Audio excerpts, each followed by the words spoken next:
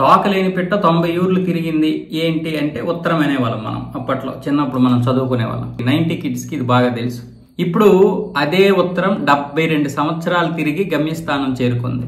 ఎక్కడంటే అమెరికాలో న్యూయార్క్ లో ఉన్నటువంటి ఐరాస ప్రధాన కార్యాలయం పోస్ట్ ఆఫీస్ నుంచి 1953 జూన్ 17 బయలుదేరినటువంటి ఒక ఉత్తరం చివరికి సరైనటువంటి అడ్రస్ లేక తిరుగుతూ ఇప్పుడు గత నెల ఆగస్టులో ఇల్లినోయిలోని ఒట్టావా అనే ప్రాంతానికి చేరుకుంది అసలైన అడ్రస్ కి. కానీ ఆ అడ్రస్ లో ఎవరు లేరు.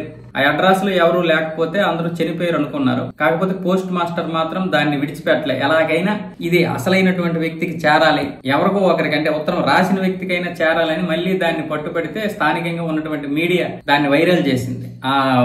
దీని మీద బాల్ అలన్ అనే అంటే అసలైనటువంటి అడ్రస్ ఏమొచ్చేసి బాల్ అలన్ అనేది ఒక సంతకం.